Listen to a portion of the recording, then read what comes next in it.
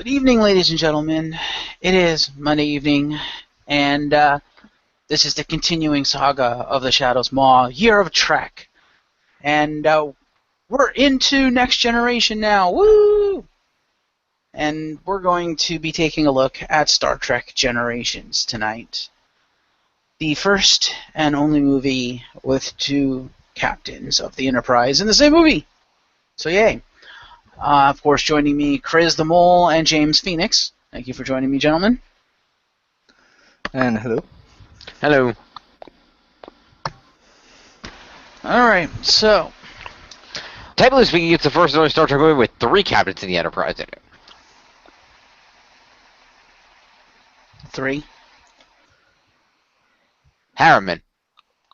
Oh, this is true. This is true. Well, But they weren't on this. They weren't on the screen together. Yeah, I was going to say, well, if you were including him, you'd also have to include all the other ones, like when Kirk had to get his ship back in like the first motion picture. True.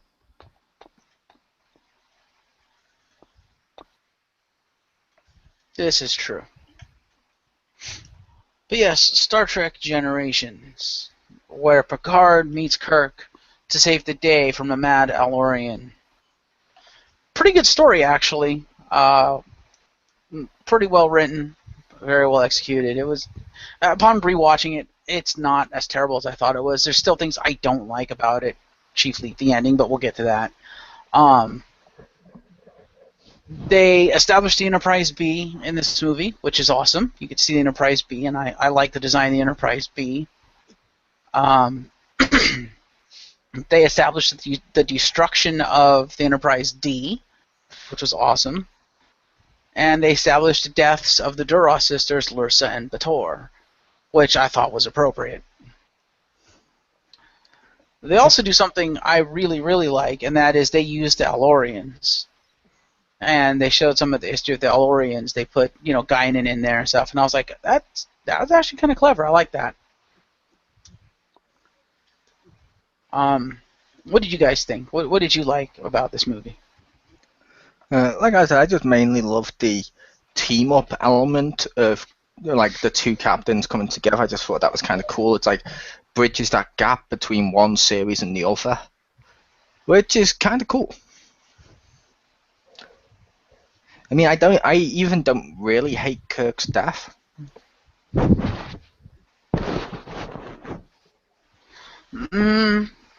The line is okay. I don't know. It just seemed death was kind of anticlimactic to me. Yeah, it's a little. I expected something a little more for Kirk.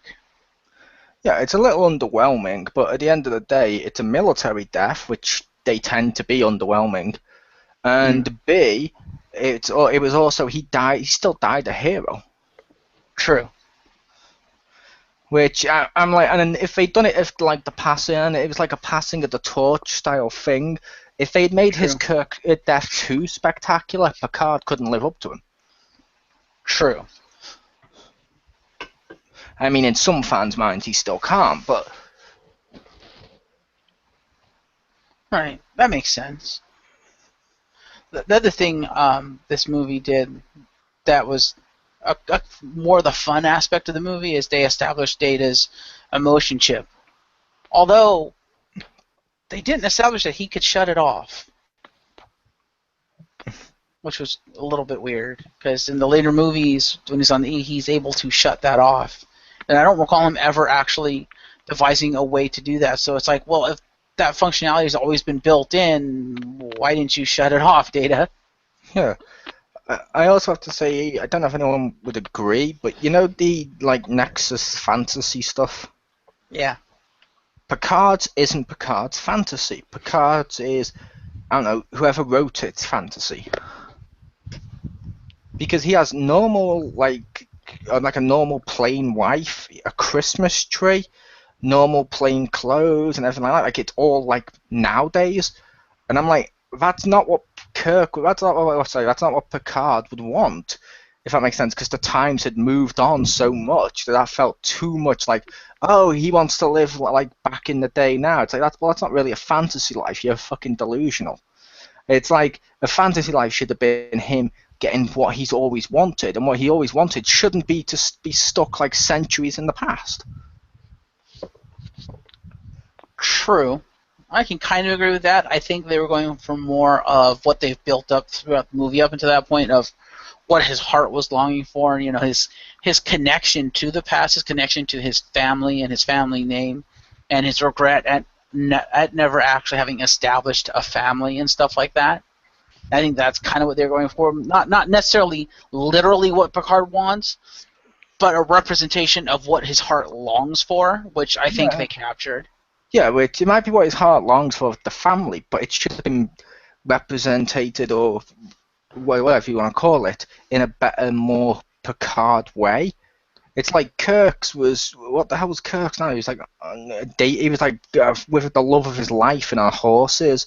Mm-hmm. I could see Shatner on horses, but the love of his life, Kirk, the man who wants to sleep around and just wants the adventure, and his ultimate fantasy is not to have adventure and to have a wife.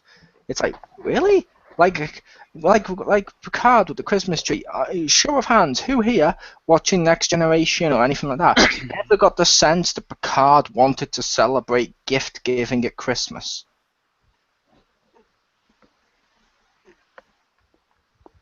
Okay, I'm guessing no one. I don't know. I don't know. I kind of got that sense from the finale when he realized that he never really got to know his crew, even though his crew is essentially yeah, but actually know them. Yeah, but you're saying the finale, which is to basically end it. I'm talking about when this is meant to be, which is during the series. This isn't the character. Right. Well, I think they were also going for more twofold thing here. I think they were trying to show the parallels between Kirk and Picard, because these are two men who are married to their ship. They don't have families. They never settled down because they have to be out there. They have to be in that captain's seat. As Kirk tells Picard, don't ever let anyone take you out of that seat, because as long as you're there, you can make a difference.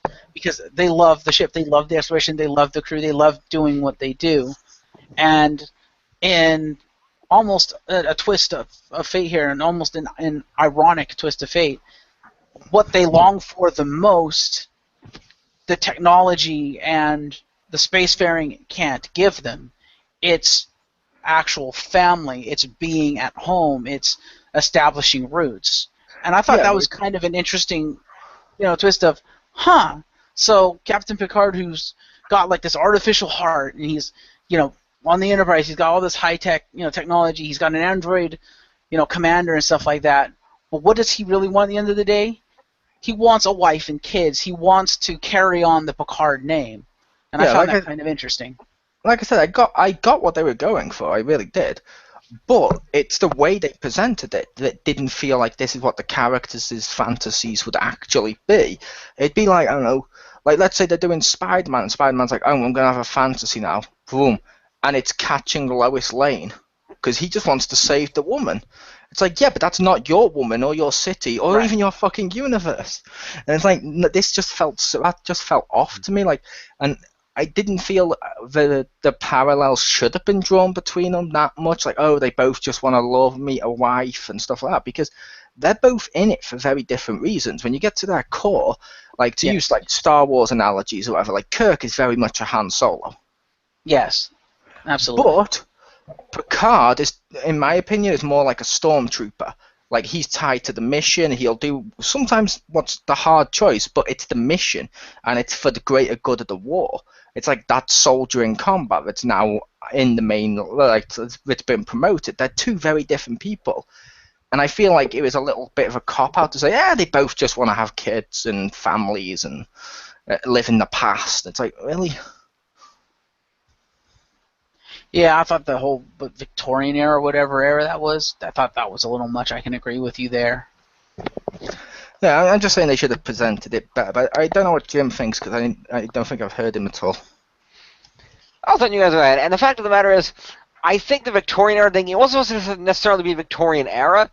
It was just supposed to be when Picard in his own mind thinks of home, that's what he thinks of when he thinks of home, because as we've noted, even in modern day, in Next Gen, when he went back to Chateau Picard and he saw Robert and Renee and Robert's wife, they were, kind of dressed old school like that. They weren't dressed in like futuristic uniforms or anything. Robert had a plain brown regular outfit. She had a dress. They were very plainly dressed. They were very old school like that. And I think a combination of both knowing that and also that probably being what Picard remembers growing up on the chateau as well, given the Picard lineage is so important, I would imagine that there are certain traditions, that sort of thing, that sort of family memories is kind of what runs in the Picard line, and that's why he would have that sort of Victorian thought, because that's what he imagines in his own mind to be the ideal family. Not that he himself personally wants that, but that's what he pictures to be the ideal family. And to have those kids to pass on the Picard line, that was the whole driving force to establish with him in the movie, is that without Renee, there was nothing to carry on the Picard line, and that was very important to him. Yeah, which, like I said, though, the added stuff of, like, it felt more in the past when we saw his chateau and stuff. And also, like, Christmas and stuff like that. It's like, really? I don't know, it just didn't feel Picardish to me. Well, I think they just picked Christmas because they were trying to have an event where a lot of family would be together and they could, really show the emotional bonds between family members. I think that was kind of the purpose there. With the Kirk thing, Kirk was going back to his past because Kirk was lamenting all the mistakes he made because he realized on the B, wow, Sulu, despite all this, made time for a family and to have a daughter and everything. I never had any of that, and I had the opportunity and I passed it up. It's more about Kirk remembering his regrets and his desires being to go back and correct his regrets and be able to, thinking about it in at least some part of his mind, have the life that he could have had and actually had time for a family, even though he was captain. Which is kind of how he went with that one. He didn't really care about necessarily children. He just wanted to have that someone to come home to, and that was what the big deal was for him. And now, granted, I don't know who the fuck this random woman is that he supposedly fell in love with, and I think it's kind of bullshit that he just outright discarded the mother of his son, but that's neither here nor there. Yeah, which, like I said, that just seems weird to me that he would. Like, I know they wrote it in the story and stuff, but it seems weird because that seems against his character. Like, he seemed to be okay being who he is. Like, he seemed okay being that big adventurer character, which people be. It seems weird that now he's like, yeah, all that stuff I did in the past that you liked, I regret it all because I want to have a woman. It's like, oh. Okay, a couple of things. One, yeah, I agree that Antonia's literally out of nowhere, and that whole thing was just completely out of character for Kirk because he's got two other women waiting for him in the cosmos, and he thinks about this woman that's never been mentioned. Really? But the other thing with Kirk though is that it's not that he regrets going to Starfleet. He doesn't regret anything that he's ever done. He regrets what he hasn't done, and that's the difference. If he had his way, he would do both. Yeah, but you can't do both. Right, and that's what he has. That's what he comes to realize. Yeah, but the fact of the matter is, Kirk had proof walking in front of him that you can do both because Sulu did. After he'd retired. No, Sulu was the captain of the Excelsior. He was not retired. That's why Kirk. He wasn't as active as he was during his the original series days. He was the captain of a ship. That's even more active. That was why Kirk made the point, where did Sulu find time to have a family? Because Sulu was doing all the same shit that Kirk did and still managed to have a family. That was the entire point. Yes, except for Kirk also mentions to Picard in the film about when he wants to, like, the captain's chair and stuff, about how no ship in the galaxy sees adventure like the Enterprise. Just because they're both captains doesn't mean anything. Like, one could drive, say, a tank, and one could drive, say, I don't know, a fucking milk float. Does that mean, both drivers are equally adventurous?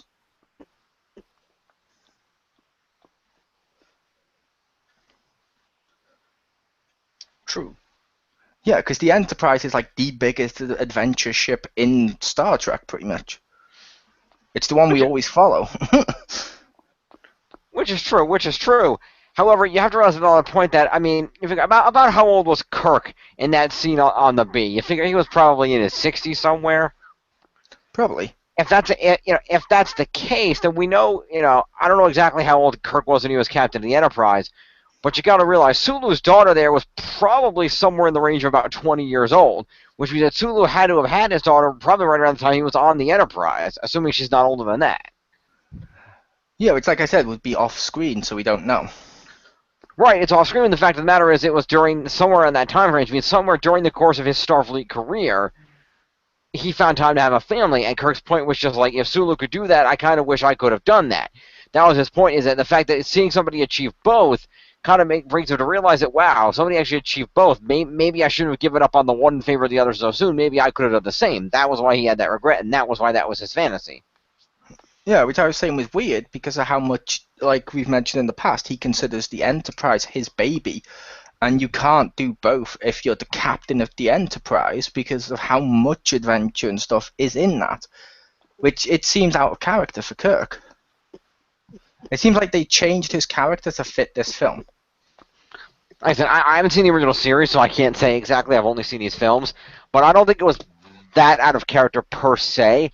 And again, not canon, but in some of the non-canon materials, they have established, in fact, that you can. So, because in the non-canon EU books, Picard marries Crusher, and they have a baby that they raise on the Enterprise while he's the captain. So, yeah. But you just said in non-canon stuff. That's like saying, well, they also established mutants exist when they crossed over with X-Men. What's your point?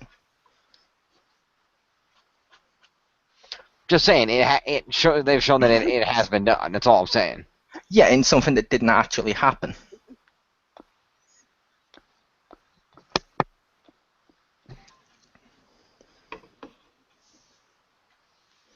Well, it happened just in a parallel universe, I suppose, because like theoretically all universes exist at the same time. But yeah. I'm just saying that non-canon universe that wouldn't count. Like I mentioned, like the crossovers with X-Men or Doctor Who and stuff. Those aren't canon. They aren't supposed to be, no, because Star Trek has said the books and comics and stuff aren't canon to the films and TV shows. Fair enough. Which would make sense, because that means what? Star Trek's meant to be in the year whatever the fuck it's meant to be set in. We know Marvel still goes to like at least 2099 and beyond, because we've seen older ones too in some stuff. Where are all the superheroes? True. But like I said, I liked the film. I just said that bit, like the fantasy stuff, sort of irked me a little bit. And like I said, Kirk's character did seem a little different on this one. Like he seemed, instead of being Kirk, he seemed more like, say, someone who'd been with the franchise as long, sort of realizing, hey, maybe I should let Star Trek go or something like that. If that makes sense, like maybe one of the writers or something being like, maybe I should retire. But I'm like, that's not what the character would feel, I don't think. But I don't know. What did Jim like about the film?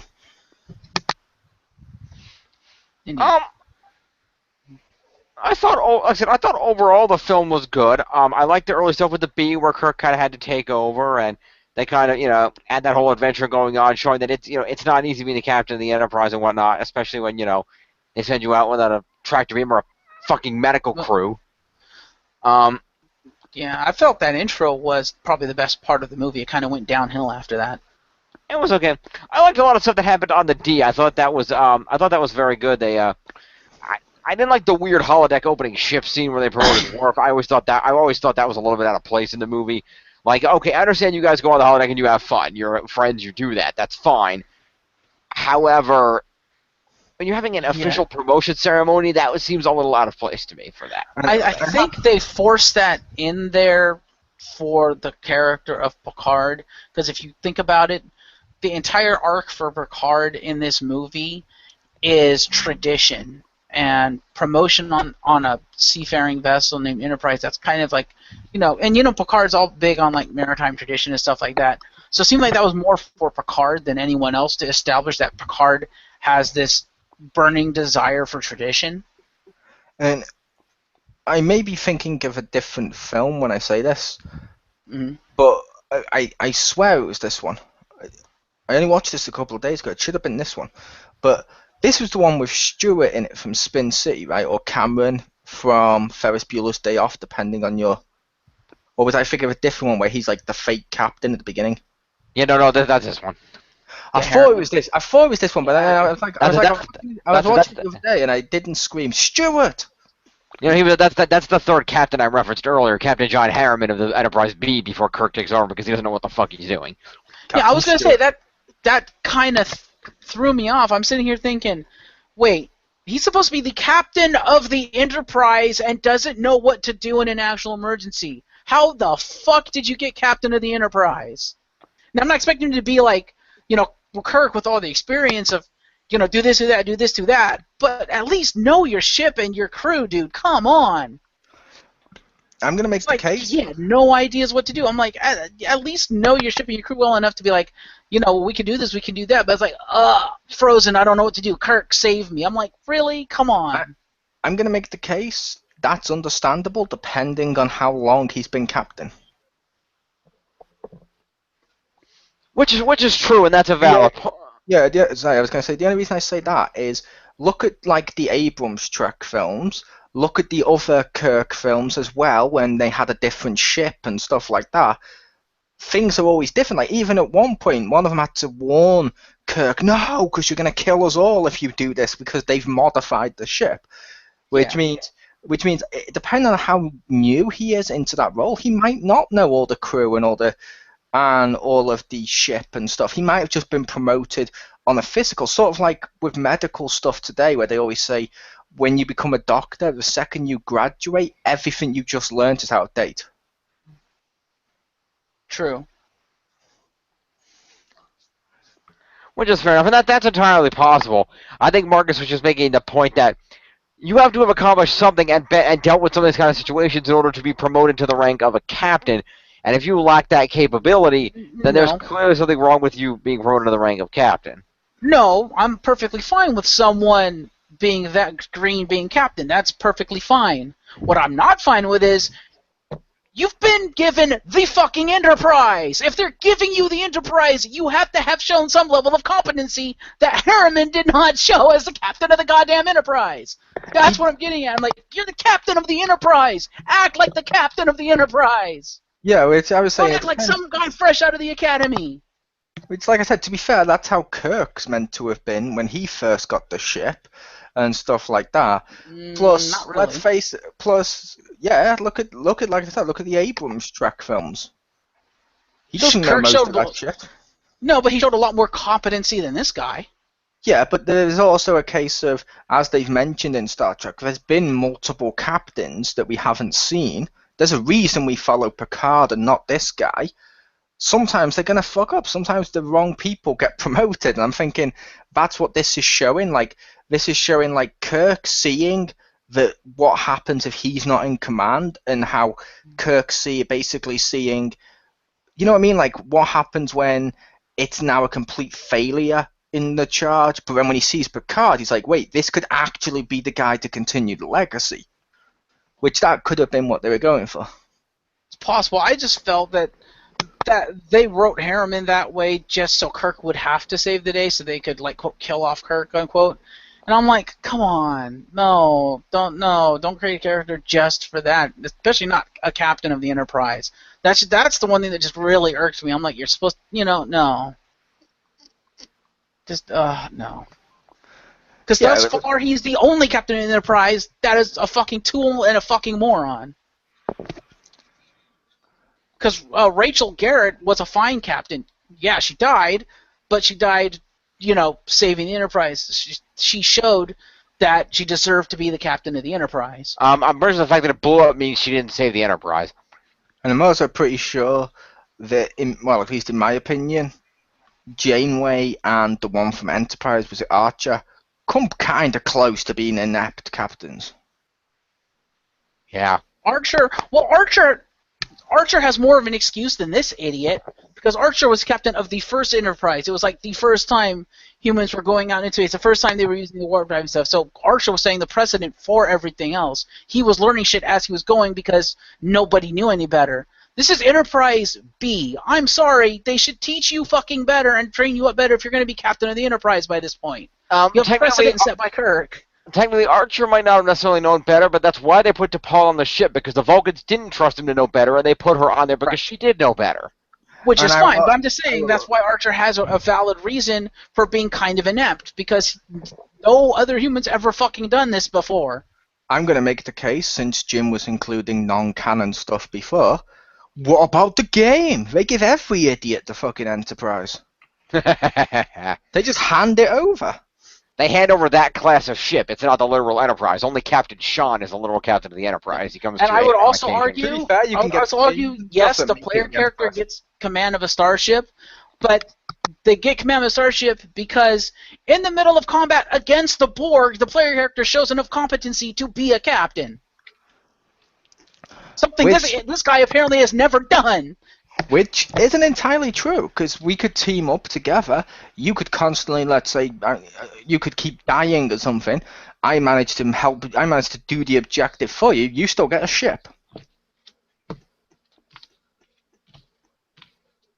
I'm not saying that's happened. If anyone's listening, I'm just saying that could happen, or the other way around. Like Jim could be constantly saving me, and I could be dying all the time.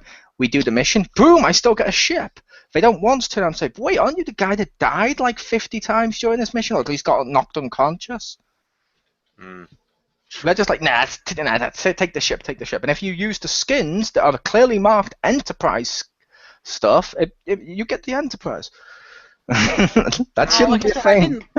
If they were going for what you thought they might have been going for or trying to go for, I would say they epically failed, because not once did I get the sensation of, of Kirk just looking at this and saying, you know what I mean, like what you said of Kirk seeing this as a failure and then seeing Picard as a success, because the entire fucking crew, without even saying it, without even having to say it, constantly was looking to Kirk for guidance, even though they never asked him for it. I'm like, you're setting this up so only Kirk can save the day. I'm like, no, Harriman is the captain of the Enterprise. This is bullshit. Which I will make the case. That's exactly what would happen in the situation of how I theorized they might be doing it. Because Kirk was on that ship for a reason, and all the people keep looking to Kirk for guidance and stuff like that, and Kirk keeps giving it to him and doesn't ask anyone for help. He asks Picard multiple times for help, sort of, and he treats Picard more like an equal than he did this guy, which means it is clearly him showing respect, and maybe he doesn't quite trust the Enterprise with this new guy. Maybe. I just thought it was just way too convenient how they crafted this character. Like I said, All the Star Trek films are way too convenient. Yeah, I didn't like this character just because of that. I'm like, really? How the hell did you get the Enterprise? See, I like that character just because he's Stuart. Fair enough. Or Cameron, depending on your mileage. Cameron was in Egypt land. Let my Cameron go. Now, I will say they did Kirk brilliantly in that opening sequence, though. Because you would think, okay, James T. Kirk, he would immediately jump in. But this is James T. Kirk in his twilight as he's retiring and whatnot. His first instinct is to jump in and help and save lives, but he also, at this point, respects the chain of command. He's like, I'm not the captain anymore. This isn't my ship.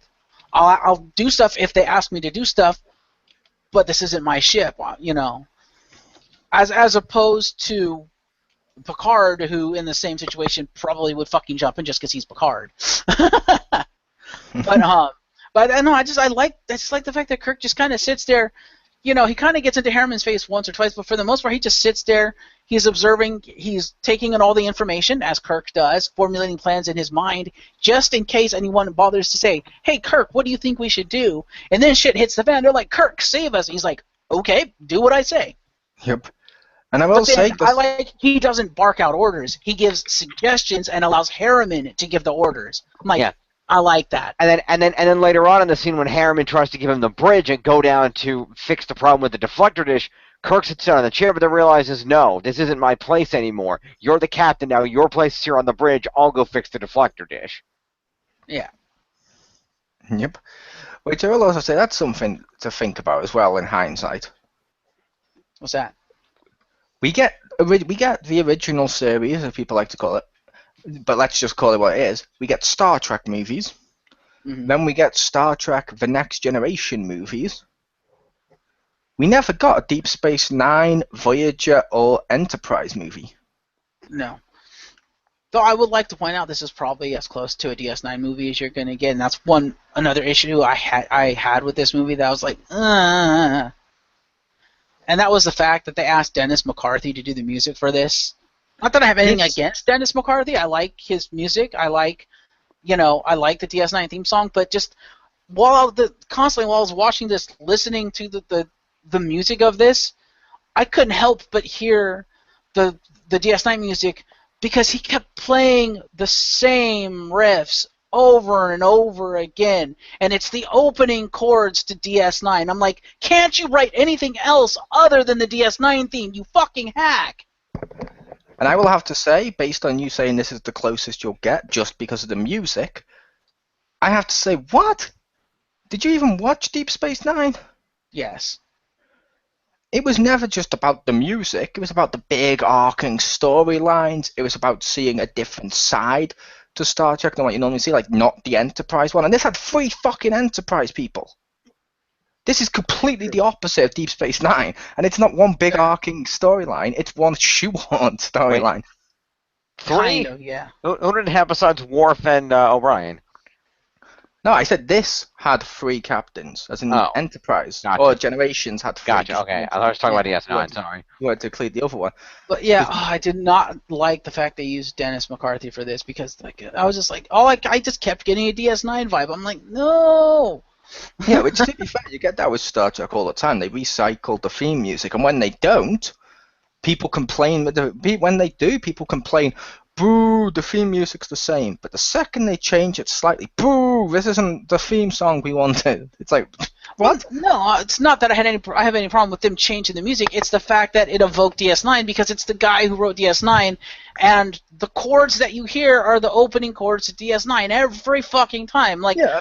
all the music in this movie, it's all DS9 because apparently he can't write anything else. Yeah, but how's that worse than one of the previous ones we did, where you complimented the original series film for using all of the next-gen music?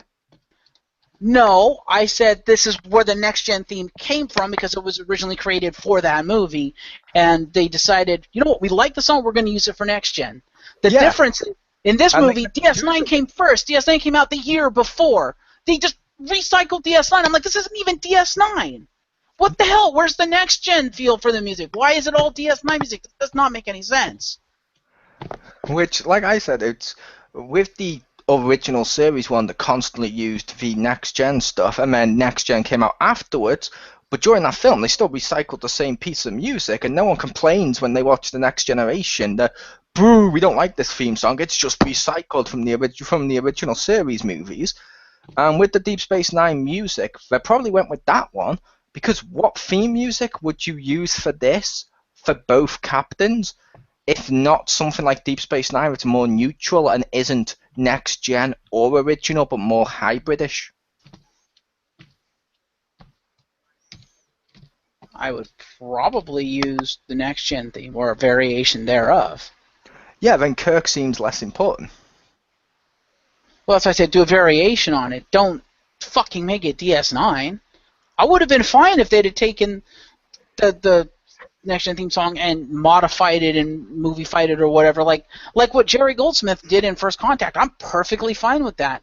My problem was that the music was DS9. That's all I fucking heard because it was the same chords over and over again in the middle of these songs. And I'm just like, oh, all I hear is DS9, and I should not be thinking DS9 in the middle of a next-gen original series movie. That's all I'm getting. I'm just like, nah, it annoyed the crap out of me. Which I find kind of funny that annoyed me more than Kirk's death watching this the second time. I'm like, God, what is with this music? Well, to be fair, that would annoy you more than Kirk's death. As you mentioned, you hadn't really seen all of the original series. Or if you had, it'd been once. And you were like, I prefer Next Gen. Yeah, but I'd seen enough of the series and like all the movies and stuff leading up to that I'm like, I was still like a fan of Kirk and stuff. Yeah, but I mean, like when we mentioned the original series, like you said, it's but you prefer the next one. It's like, which character's death would you really care about? A character that you're like, yeah, I like this, or a character you're like, to? True. But just because I thought the series was kind of doesn't mean I didn't like the characters. I love the characters actually, but yeah, I don't know. I guess maybe it's just me. It's just I don't know, Jim. What did you think? Because like I said, that really irked me. I didn't pick up that much of a DS9 vibe from the music. I heard it a little bit here and there, but I didn't pick it up as strongly as you did. And honestly, I love the DS9 theme song, so I have no problem with that being used for shit. Well, like I said, I love I the like theme song too. I like it too. Yeah, It's just using but it for next gen, I was just like, why? well, I make the point here that it's kind of your fault if that's all you heard because, and I quote Wikipedia, the film's only distinct theme, a broad fanfare, first plays when Picard and Kirk meet. The theme blends McCarthy's theme for Picard from the Next Generation's first season, notes from the theme to Star Trek Deep Space Nine, and Alexander Courage's classic Star Trek fanfare. Oh, so they actually did mix it up in the way Jeff was saying he was a hack for not mixing it up. Cool. Pretty much. Yeah, but the problem was that the chords from DS9 were so prominent. I was just like, did you just basically rewrite the DS9 theme to use for this? I mean, I'm sorry, that's what it sounded like. Yeah, but you said it had no modifications. Apparently it had 2 other tunes mixed in with it. No, I said they didn't take like the next gen theme and modify that. What I'm saying is he wrote original music for this, yes, but it's original music using those same chords from the DS9 theme and building around that. And I'm like, are those the only chords you can build around? Are those the only chords you can actually write? What the hell? And I did not hear the strains. I mean, I think he actually had that do do do do do do do do a little bit, but not as prevalent. Maybe not as prevalent as I felt it should have been if it was even there. Like I was searching the whole time for anything that felt remotely next gen or original series about the music, and all I kept hearing was DS9, and it just annoyed the crap out of me. Well, Dennis McCarthy was a composer that worked on next gen, so clearly he knew next gen music. Just saying. Because he was the one that wrote that theme for Picard from the Next Generation's first season that he incorporated into this, so yeah. Fair enough. I don't know. Maybe he just had DS9 on the brain or something. Because, like I said, DS9 had come out the year before. I think you have DS9 on the brain. I don't know. Like I said, when I heard the strain, I was like, wait a minute. That sounds like DS9. And then the composer flashed up. I was like, yeah, that is the guy who wrote DS9's theme song. Okay, fair enough. And then I just kept hearing it over and over again. That same 3 or 4 notes that you hear in DS9. And I'm just like, oh, wow, this sounds so much like DS9. It's not even funny. I don't know. Maybe I'm just being too purist, but I did not like the DS9 music, if you will, incorporated in there. Yeah, well, considering we didn't get a DS9 movie, I'm glad something of DS9 made it into a film. Something of Voyager made into a film. Tim Russ was the lieutenant of the Enterprise. Tim Russ was in the movie. Yep, That's what I said. Which I will say, yeah, we needed a Deep Space Nine. We did. Movie. That's the best series. I agree. Yeah, apparently Tuvok's human predecessor was the lieutenant on board the Enterprise B. Which I thought was interesting. I was like, wait, is that Tim Russ? Nice. Yeah, I like the little things they tossed. Yeah, I thought that was cool. Yeah, like I said, this Mhm. film's not nowhere near as bad as people make out. Yeah. It still made me sad when the D went kaboom, because that will always be my favorite ship. The Galaxy, as anyone who knows me knows, the Galaxy class Explorer Cruiser is my favorite class of starship from Star Trek. Mm.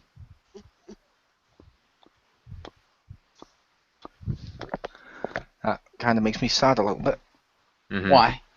You're more sad by a ship being blown up, which they can easily rebuild, than you were Kirk dying. Yep. Oh, I was saddened by someone Kirk's they dying, can't too. replace, because he's one of, if not, maybe the second or first best captain, depending on your preference. Yeah. Oh, I was saddened by Kirk's death too. That was a good emotional scene. They got some good emotional scenes in there. Well, then again, it depends, because if you read Shatner's novels, apparently he easily can be replaced by a clone of himself. Yeah. Also, I can't remember who mentioned this. I want to say it was Jim, but I kind of have to agree. Evacuation onto the saucer section, really? Also, if you've ever seen stuff to do with teleportation and stuff, technically everyone's a clone of themselves. Due to the fact they say, in order for Star Trek teleportation to actually work the way it does with the breaking of them down, it would kill you and have to reconstruct something that's an exact replica on the other side. But yeah, who was it that mentioned? Jim, was it you that mentioned the whole evacuation onto the saucer section? That was me, yes. Yeah, I kind of have to agree. Although I can maybe kind of understand why Geordi didn't go with the core dump. It's probably because if he dumped it, where would it go? It would go to the planet and blow up the planet. He probably didn't want to do that. Well, no, I think it would have sat there in space and it would have blown up in space because, as we noted, until the shock wave from the explosion of the drive section hit the saucer section was perfectly capable of remaining in orbit and not going into the planet. It was only the shock wave that knocked it into the planet's gravity and made it crash. True. I'm just saying, for the sake of drama, it seemed like all engineering expertise went out the fucking window in this movie. Kind of.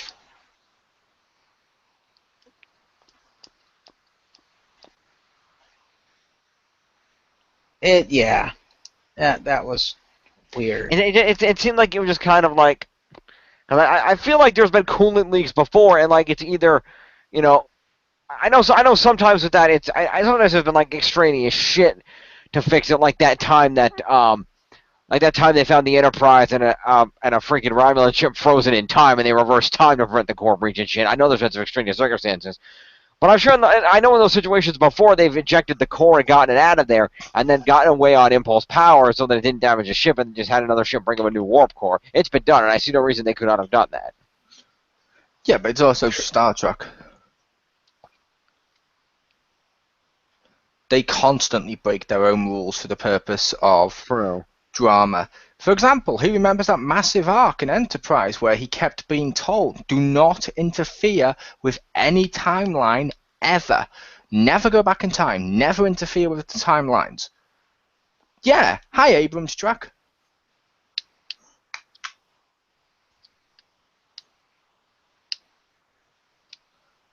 That was some random Romulan dude. Spock still interfered. How so? Unintentionally. Unintentionally, but he still interfered, and he's still not supposed to. He still gave him information he wasn't supposed to. As like, for example, if he hadn't given him the information in Into Darkness, Spock would have died, not Kirk, because that was Khan. True, but at the same time, by that point, logic would dictate that the knowledge you're providing can't do any more damage than what has already been done to the timeline at this point by Nero and his crew.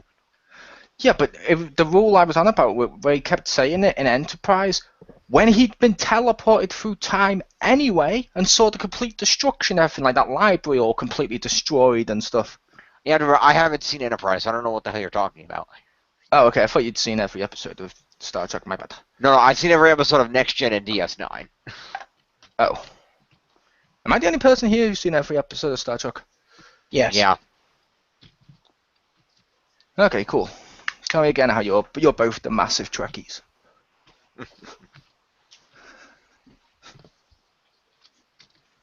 Fair enough. Sorry, just because you suffered through Voyager doesn't mean the rest of us have to. Hey, I've seen Voyager. Actually, the only series I think I haven't seen is Enterprise all the way through.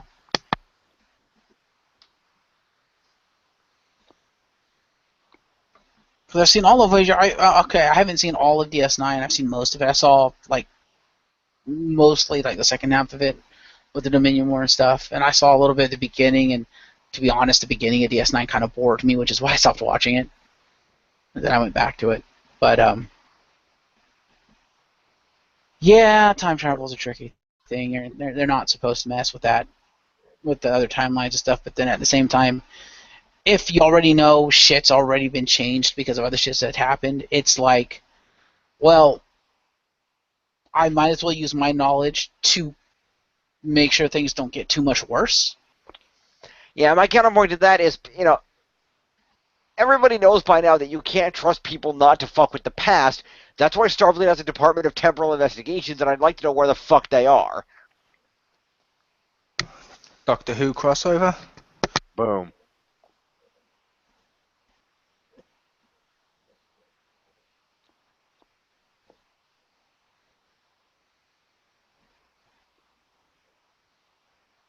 Yeah, but yeah, this movie had some good emotional scenes, some good drama, some good set pieces.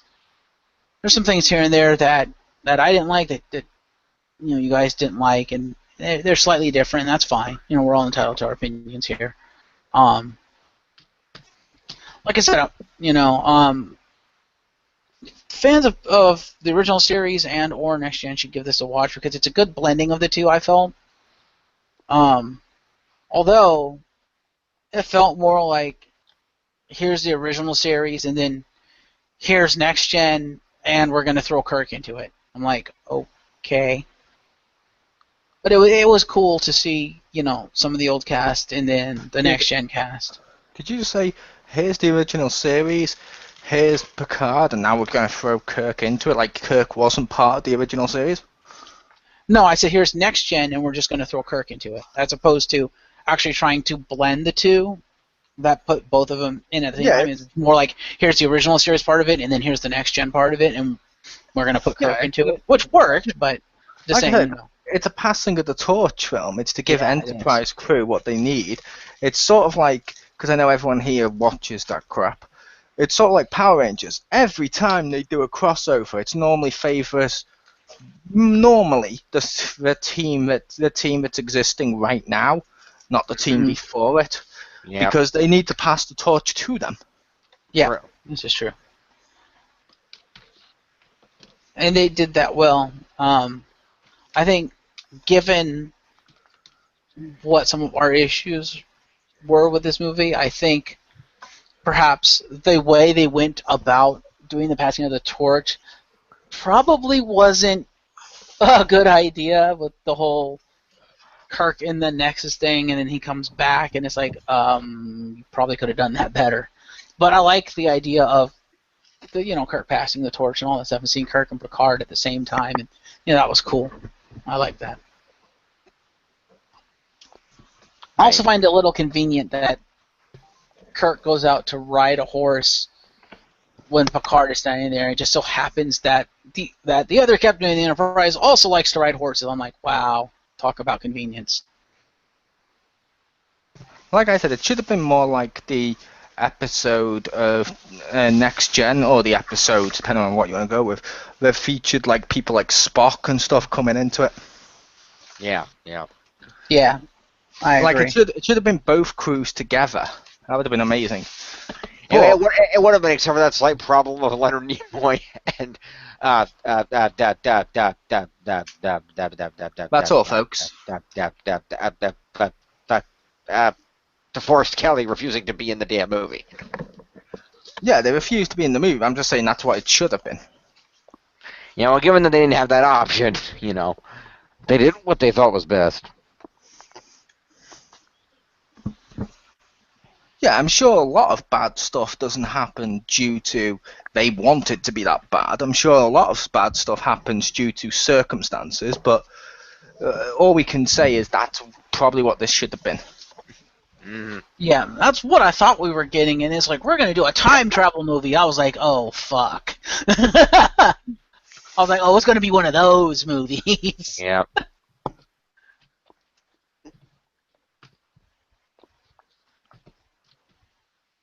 Yep, if they did time travel, it should have been them going to meet the original crew, or vice versa. But then you'd run the risk of they're technically too old. That and the fact that if you're following Star Trek canon, that could never happen.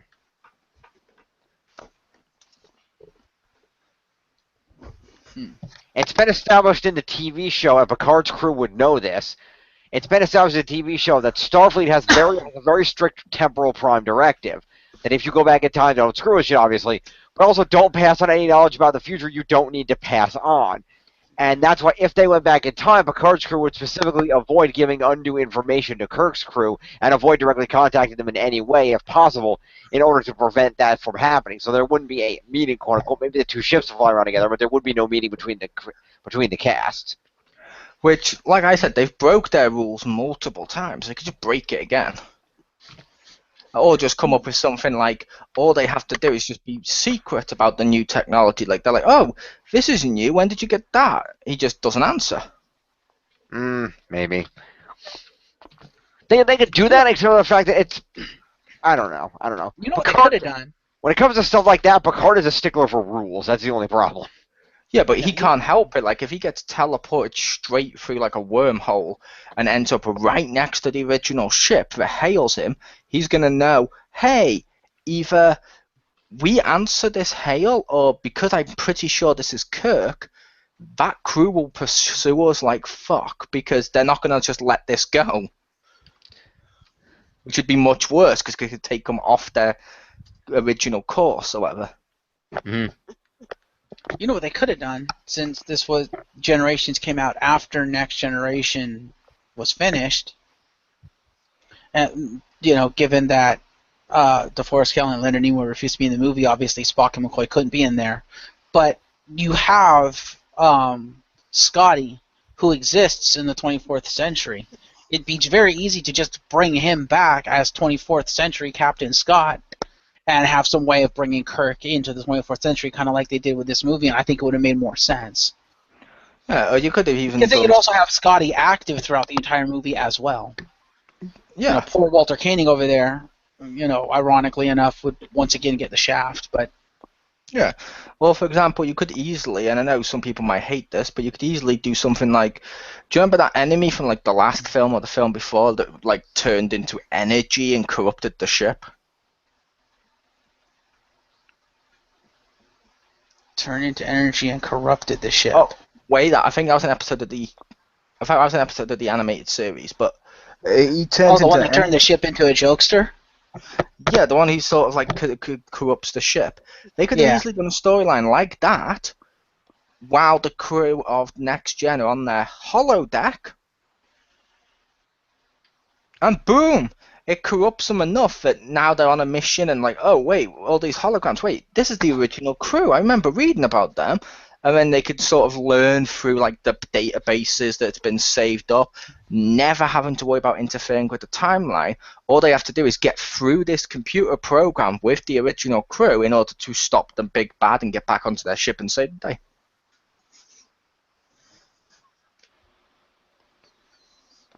That could work too, although I get the feeling that the studios and everybody wanted it to be actually Kirk as opposed to a holographic representation of Kirk. Oh, I'd want it to be actual Kirk too. I'm just saying, if they were that concerned with, like Jim mentioned, like the time travel stuff that they've thrown out the window multiple times throughout the course of the series and episodes and stuff, and movies, that they could have easily just done something like that. So it's like an AI version of Kirk that has all his personality, all of his memories and stuff like that that they've stored on their data bank. So essentially, it's Kirk. But essentially, it's also a computer AI program. It's Matrix Kirk. Matrix Kirk.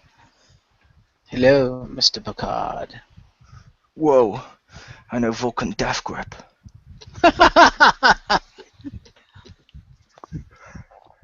Yeah, I think what we got was decent. There's I liked it. Some forced things, but at the same time, it felt very Star Trek. Yeah, like I said, I liked this film, but I know a lot of fans, for some reason or another, kept hating upon this film. Like, I've seen this at one point or another be described as the worst Star Trek film ever. I know they've also described the other ones as this, but some people have described this one as the worst Star Trek film ever. Ooh. Apparently, they've never seen Nemesis. Well, considering this was made before it, I don't know. But like I said as well, though, you get people saying that all the time. Like people called like Star Trek V the worst one of all time, and this was like what 6. Yep. And they also called this the worst one of all time. It's This like, is really? 7. No, this is 7. 6 was the last Okay. one. But, Okay, this is 7, and people have called that the worst one ever. It's like, really? So this franchise has multiple worst ever movies? No, I think Star Trek V was worse than this movie. Well, franchises always have people who have different feelings about different things. It's sort of like if you ask the Power Rangers fandom, you'll get a half a dozen different answers as to which is the worst season ever. And one parent telling you to stay away from that kid. Ah. Thank you. But yeah, like I said at the top of this review, upon watching this again, rewatching it, it's not as bad as I remember it, but the death of Kirk still made me go, oof. Like, I don't know, just it didn't feel right to me for Kirk to go out that way, but I guess it worked. But like I said, it hit a lot of the emotional points that it should have hit that I don't remember it hitting for me the first time I watched it. So I don't know what's changed between then and now. I guess maybe me growing up. I don't know. It could have been worse. What's that? Kirk could have faked his own death, only to appear later on, right before the credits, now using Klingon technology. You know how people like to do that. Needs more Star Trek tank. Said no one ever. Yeah. It's a brand new original character. Wait, isn't that just Worf in a different armor? It counts as an original brand new character. We're not lying to you at all. I do have to say, the opening sequence of this movie is probably my favorite Star Trek opening sequence ever. I love that opening sequence with the Enterprise B. I thought it was just brilliant the way it was written and the way it was acted. I don't know about you guys.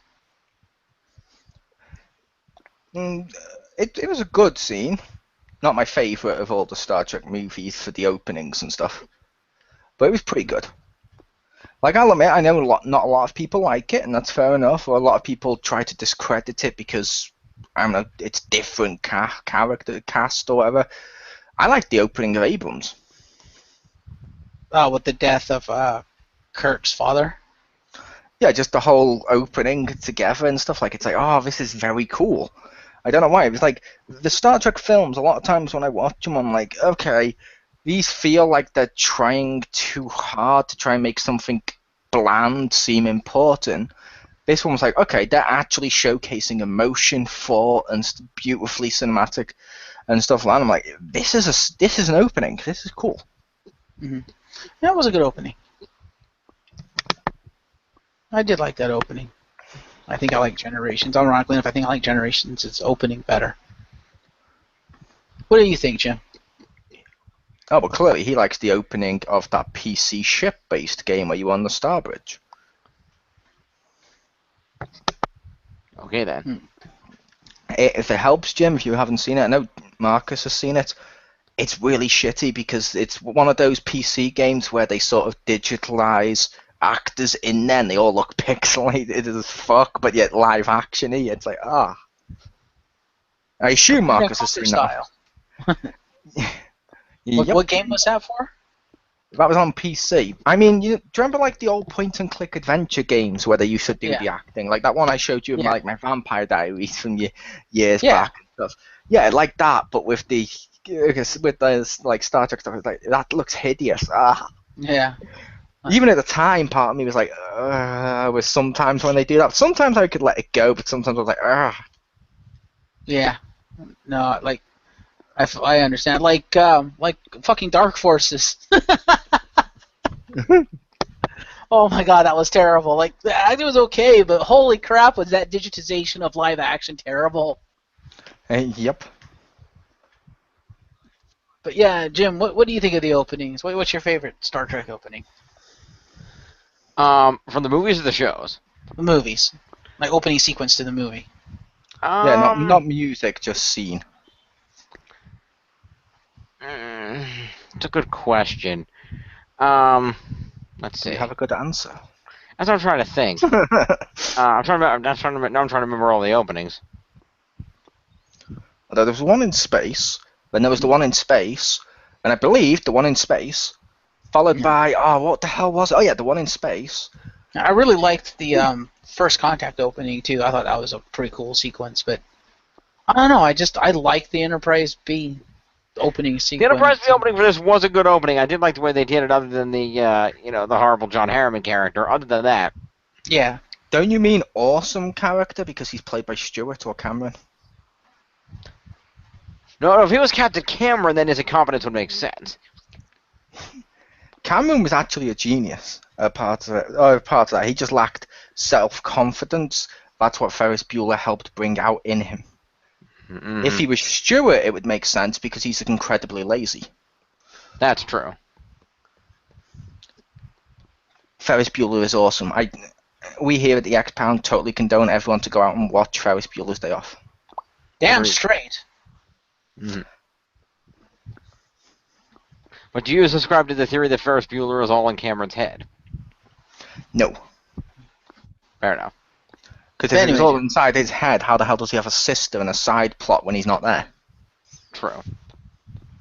Yes, Jim. What did you think of the opening sequence to this? You said you thought it was okay, and then Yeah, I like the opening. I thought it was well done. It established Kirk and the few members of his crew they were able to get back from the movie, and I thought it really kind of was a fun, them coming back out of the retirement temporarily to see the new ship to kind of supposedly to pass it on to the B, but being unable to do so. But then Kirk and everyone being able to pass it on to the D kind of made up for that fact. So I think the opening established, it established what needed to happen, and that era, and I think it worked. all right. Now, which one is your favorite? Like I said, I'm trying to remember them all to determine which one is my favorite. Nemesis. No. It's like my favorite thing ever. No. First Contact had a good opening. I will give you that one. I remember that one. It's had good openings. Yeah, I can agree with that. They had pretty good openings. I like Star Trek VI's opening too, with the explosion of Praxis. I thought that was cool. That was good. I like the opening where Picard and the others are camping and rock climbing. That was kind of cool. You mean Kirk? Kirk, that one, yeah. With Spock on a jetpack. Yeah, Spock Jet on boots. jet boots. Jet boots. Yeah, jet boots. Yeah, that was pretty cool. I They find had this some good activity openings. highly illogical, Captain. Yeah, I know. I really liked the Generations one. I thought it was appropriate and well done. And it was very good.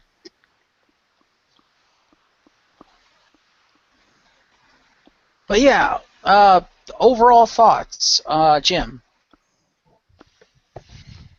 Overall, I thought this was a good movie. It had some weak points here and there, yes, but overall, the idea of having the original crew pass the torch on to the next generation crew for the films was a great idea. And I think, well, it could have been a little bit stronger, and there are obviously certain uncontrollable aspects. They couldn't get the whole TOS crew back, so on and so forth. I think with what they had, they did a good job.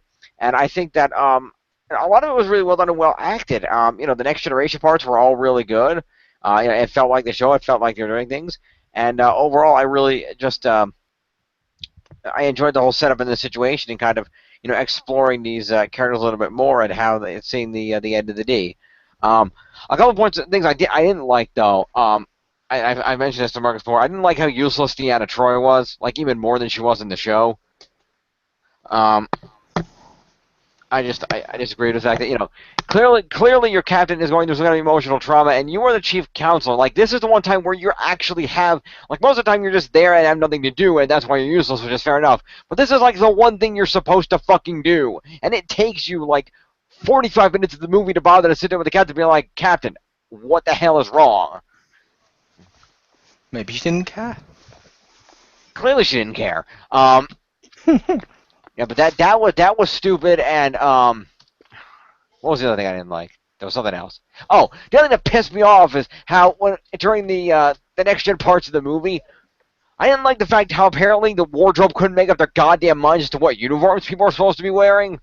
Yeah, what was up with that? You had like half the crew in the fucking E uniforms and the other half the crew in the D uniforms. It's like, wait, what? No, those weren't the E uniforms. Those were the shitty early DS9 uniforms. Oh, okay. The E uniforms were the ones that had were plain black, had the gray shoulders, and then the color of designation around the collar.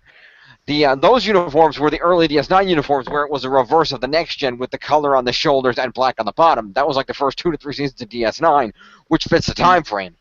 And then they switched DS9 and the next gen movies at the same time to the cool new ones with the black and the gray on top, the ones that I run at all my crews in STO. But the fact of the matter is, I think the problem was they were trying to they couldn't decide, do we keep them in their next gen uniforms that they're well known for, or do we try to, or if since DS9 is using this other uniform, is that the official new uniform? Do we put them in that?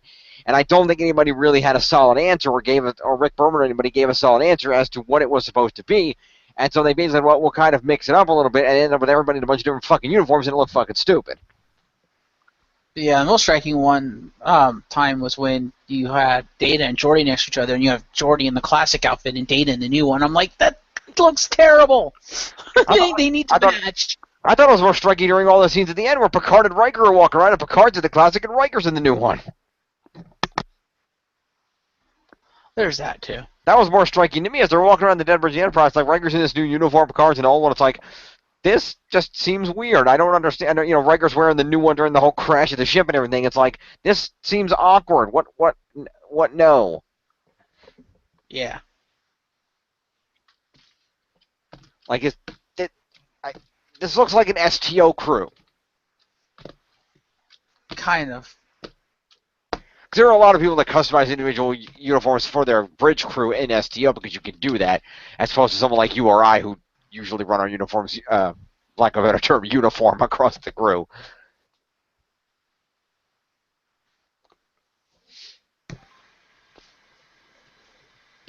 What do you think, Mo? What about the uniforms? Yeah. The reason I say is name a Star Trek film before this where they didn't constantly change wardrobes. True.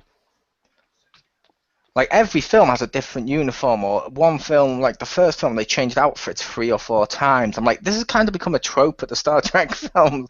We must have wardrobe changes. Well, that's because in the first movie they wanted to show off that they had the budget for wardrobe changes. Yeah. And then, like, people really like that. We should do more. Although, if this is meant to be like a passing of the torch movie, maybe it's a passing of the torch between the uniforms. Ah.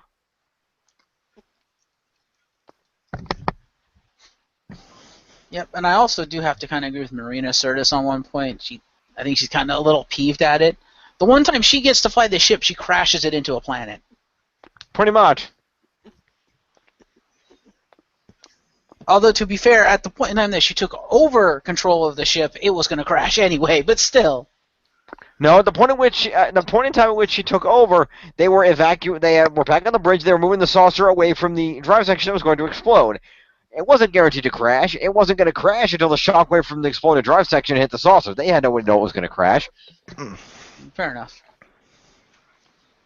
I was like, man, poor Deanna. And I'm sorry, but given the supposed talent of the next-gen crew that we've seen them do in the show, are you telling me Geordi couldn't have... I mean, I know Geordi was trying to help people, so he wasn't available, but you're telling me Data or somebody couldn't have pulled some shit to reroute the freaking deflector shield and ride that shockwave out of the planet's gravity to the other side? I find it hard to believe they couldn't do that. Data had a lot on his mind, like his half or full brother, which you'll find out again in a few movies' time. Mm-hmm. I mean, surely that didn't come out of nowhere. Mm. Scanning for life forms, little life forms. Yeah. Yeah, I love that they unleashed Brent Spiner in this movie. I thought that was fun. That was fun. Because you know he came up with most of that stuff he had to have. Because everything reeks of Brent Spiner, all the jokes that Data does and stuff.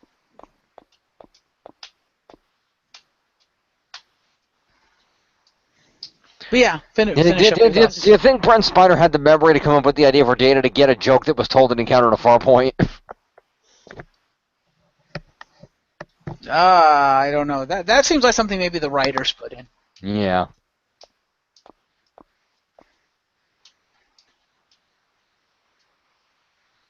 Also, the faces that Data made when he was going through the contortions when when he like overloaded his circuits and the motion chip fused to his positronic net. Matrix, yeah. Was that all Brent Spiner, or did they CG some of those contortions?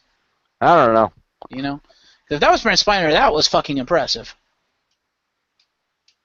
I'm relatively sure some of that was CG with the way his face is moving. I don't think a human face moves that way.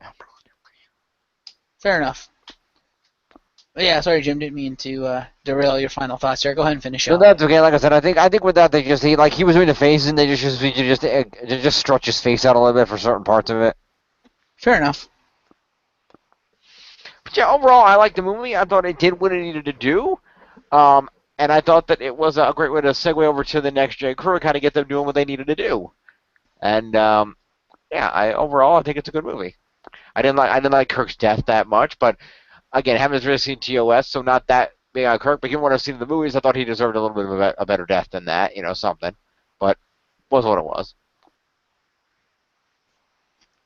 Like, I felt if he had gone out with how he apparently went out with the bee, I thought that was an appropriate death for Kirk. Going out saving the Enterprise. I'm like, that's how Kirk should die. Fair enough. If they were going to do this whole thing of Kirk going back with Picard, instead of, given you can leave the Nexus and go anywhere, Kirk going back to, Mm-hmm. Kirk going back to his time of preventing Soren from doing all this shit in the first place, which would have been the logical thing to do, but I guess Spock wasn't there to tell him that. And if anything, they should have had something where Soren fired the disruptor and Kirk took the shot to save Picard. That would have been a cool way to end it. Wouldn't that thing of going back in time and stopping him doing all the shit he was going to do, would not be against the rules of time travel? Not necessarily, because he'd just be going back to when he left. Yeah, and stopping his own death and all the stuff that would have come from. I didn't say stopping his own death. The thing with the observatory would have happened, but that they had Soren on the Enterprise at that time after rescuing everybody from the vessel that was trapped half in the Nexus, and at that point he would have known what Soren was going to do, and he could have kept him locked up. Yeah, which would also change Picard's future, because Picard's meant to meet the person and all that. It would change stuff. No, I don't think it would change that much, though. It probably would have. I think Kirk being in the 24th century changed some shit too.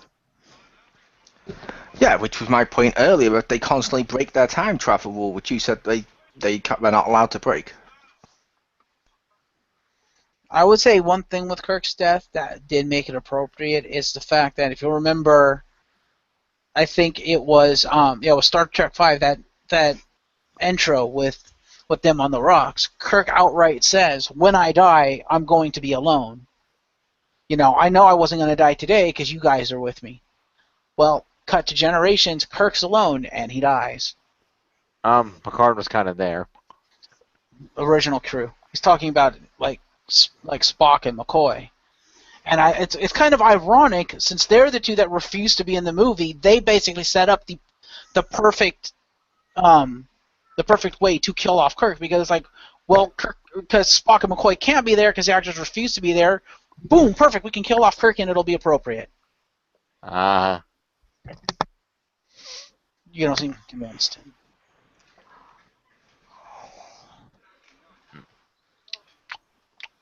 Jim? I can understand that. It does make a lot of sense, except, given that a bunch of his crew were still alive, I mean, we know Spock was still alive, Scotty was alive because he was trapped in the transporter for all that time, and as of at least Farpoint, Bones was still alive, so I feel like that was kind of a cop-out that, we know that they were alive, and he said they weren't there. Which would be how he would be alone. Yeah. He didn't say you guys would be dead and then I would die. No, he said I would be alone. He was alone. Outlive you all. I'm going to outlive you all. See, that would have been... I can see Kirk saying that, though. Although it does match up with what he said when he was like, I'm going to outlive you all because eventually I'm going to have some sort of time-traveling nexus bullcrap and then drop a bridge on me. That's how I'm going to die. Mm-hmm. I remember him saying that exact phrase. Yeah. It was spookily precise. Mm-hmm. He even said that at one point there's going to be a bald guy with me. I don't know who he is, but he looks a lot like someone who played Scrooge once. Or how about that Professor Xavier from those old X-Men films, huh?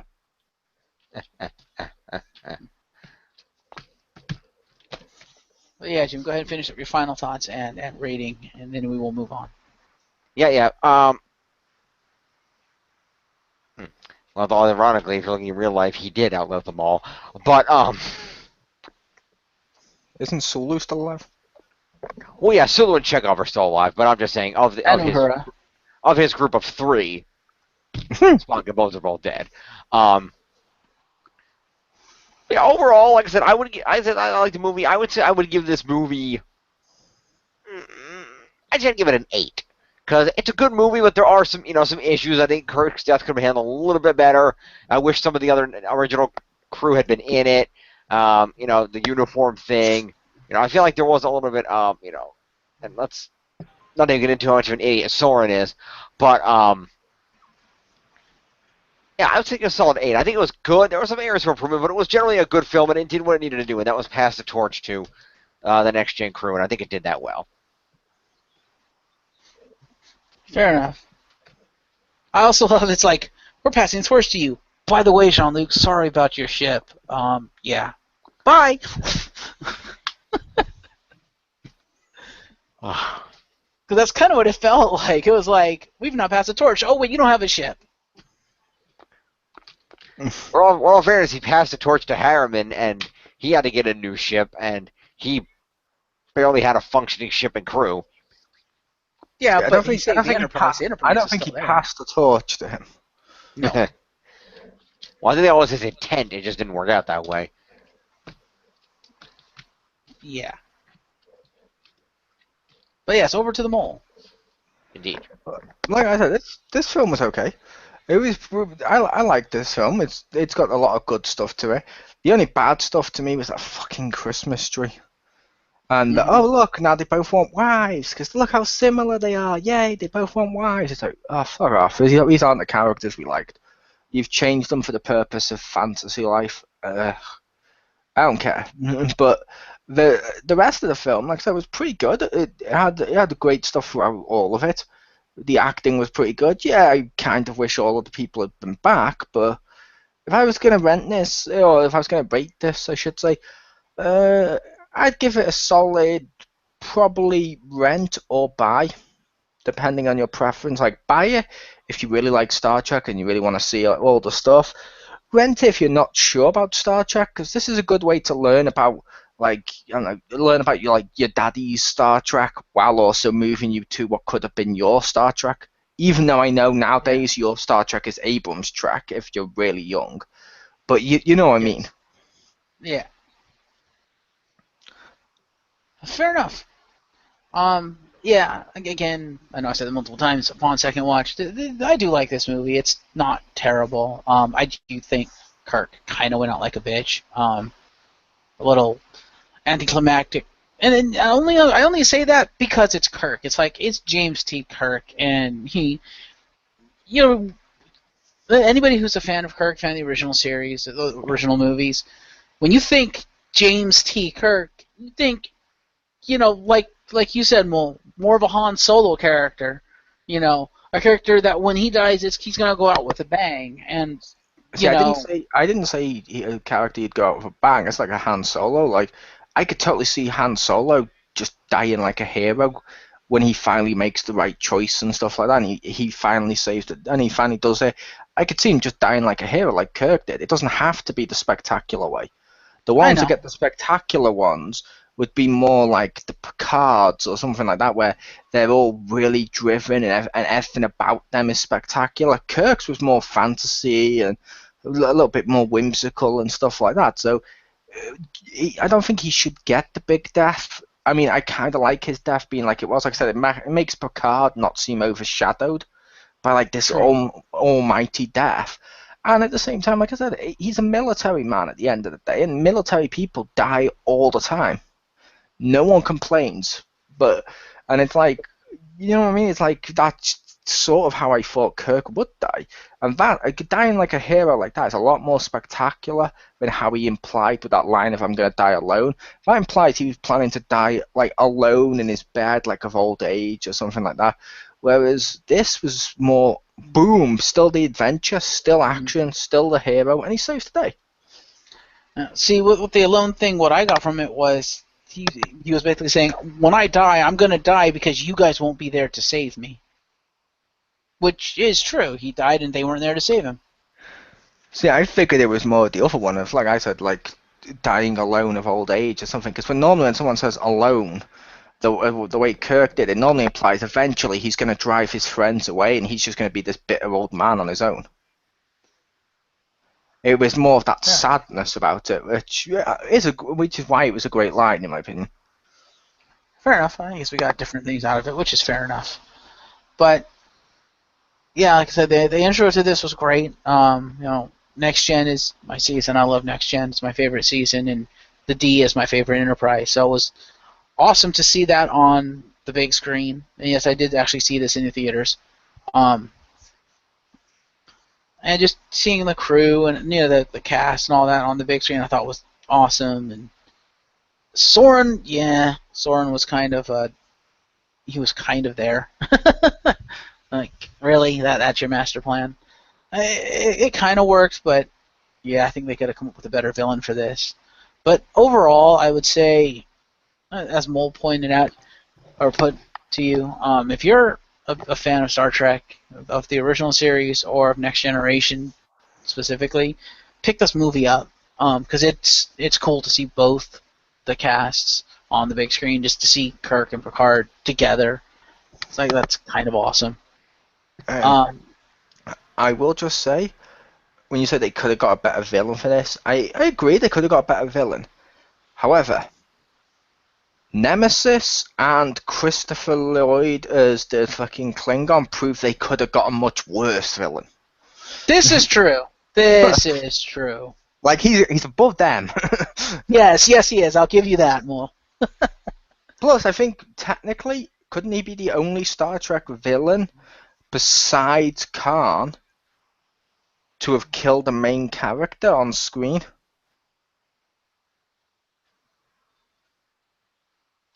True. And before someone says, what about Data in Nemesis? Data's an android, therefore he's not alive to die. He got deactivated, not dead. Boom, Well, he wasn't killed.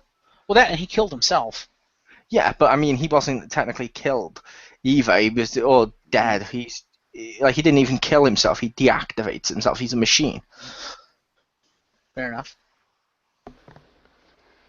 Yeah. Also, I do have to say, with Soren, I liked his weapon. His gun was fucking awesome. It was. And I also have to say, did nobody think to search this man? Really? The only survivor of an attack of an attack, and you don't think to search the man to see what he's got? You don't think it's kind of conspicuous that he's the one that survived? Really? To be fair, and it's happened multiple times throughout Star Trek episodes and stuff too, and over a load of TV shows. How many times has someone been revealed to be a villain who had weapons on them because they survived an attack and people assume they're a victim? True. Mm-hmm. It's like, and it makes perfect sense too. Like, let's say, and I'm not going comparing these two before people overreact on the internet, like the internet does. But it's like 9/11. When people came out of that building, do you think anyone checked them for stuff or got suspicious that they weren't that they survived? Or same thing with most like terrorist attacks or something like that. You don't, because your first thought when you're saving them is, I've just saved a victim. That's one life that's now better thanks to me. They need time, they need space. And that's what a lot of villains prey on throughout the media. True. And also, as it was out in the TV show, promotions given in the movie aside, Worf is terrible at his job. Then why did he get promoted?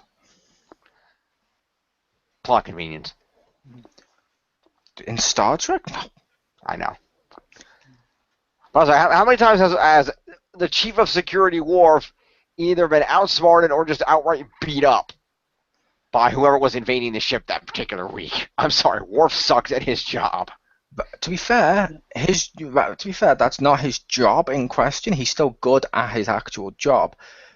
That is more like the trope says, beat the Worf, or whatever they used to call it, because Klingons were the big bad of the original series, or the main threat of the original series.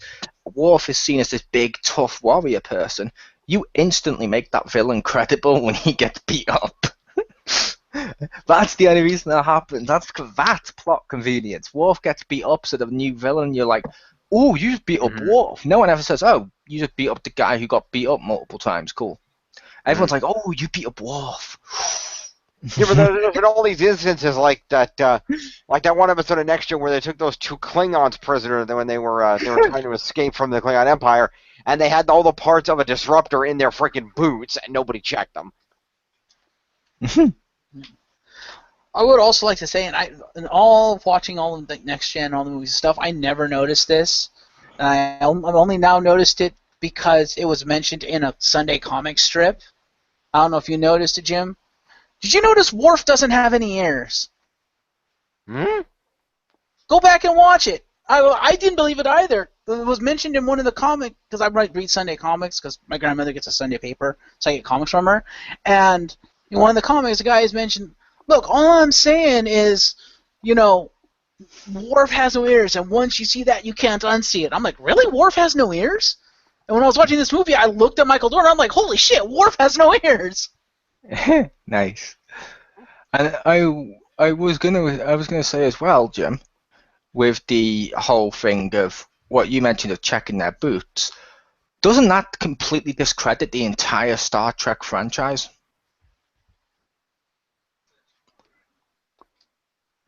How so? Well, isn't it meant to be the future? Yes.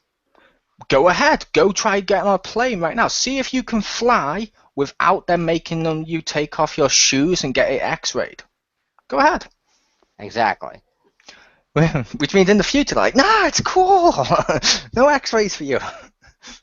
Yeah, I mean, Which means, at the very least, you should scan them and detect. Oh, wait, they have parts of a disruptor on them. Maybe we should confiscate those. yeah, the only way I'd understand it a little bit more would be a little bit more lenient if it was like Existence. I think the film was Existence. Here, Okay, Jim, I don't know that film. on Skype. I, Here, tell me if you see any ears on that head. I assume Marcus may have seen Existence. Existence? Yeah. No. Cool film. It's about someone who makes video games and stuff for a living, like video game consoles. They got a new console out that plugs into your neck and makes you go into the virtual world and stuff like that. Cool as fuck. It really is. But the way the weapon is actually smuggled into the thing inside the game so that it can kill people without being traced, they make it out of bone and stuff like that. So X-rays and metal detectors don't pick it up as a threat. They just pick it up as not a weapon. It's organic, let it through. I'm like, that's kind of cool. Yeah. And you're right, you can't see them. I would assume his ears are under his hair. Possibly, but given how far, his hair is pulled back, you would think there'd be ears there. Yeah, well, I think his ears are under his hair, which would make logical sense for Klingons, because Klingons were warriors. They were raised to fight and defend themselves. So, having the ears hidden would actually kind of throw off an enemy and think, oh, well, they're not going to be able to hear me. They have no ears, but they actually do. Fair enough. So you're saying, from an evolution standpoint, the way warriors design not to let people have some sort of weakness in a fight is to grow long, easily grabbable hair. Exactly. Cool.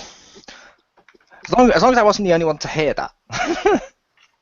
That means you're an elite warrior.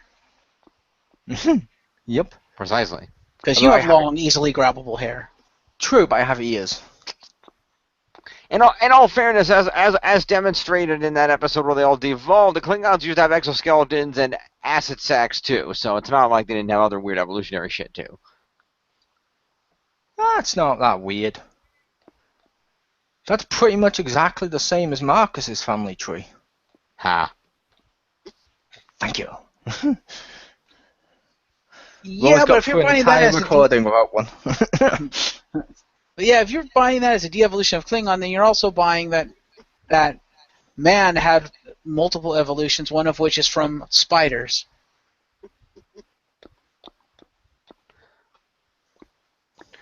Like I said, it depends, because there's a lot of different species, just like Deanna evolved into a half betazoid, amphibian. I think she's half betazoid.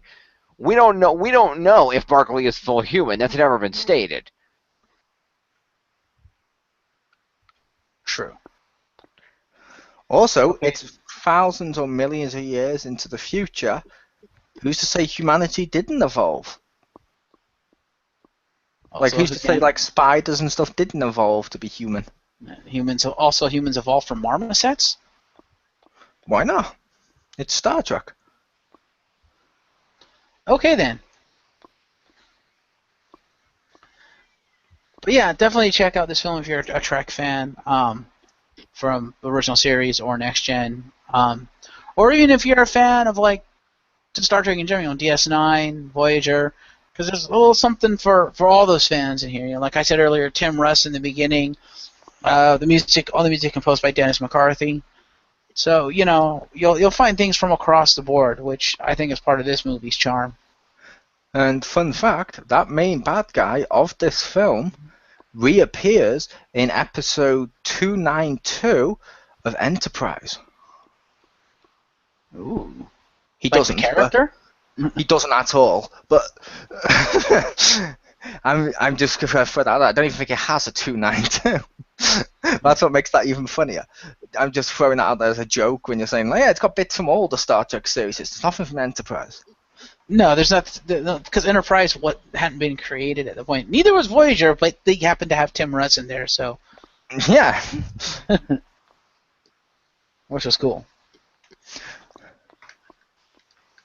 But yeah, I was your host, Marcus Shadow from the Shadows Mall. I'd like to thank Chris the Mole and James Phoenix for joining me for Generations. And a pleasure. You're welcome. And join us again next month for my personal favorite Star Trek movie of all time, First Contact. Good night, everybody.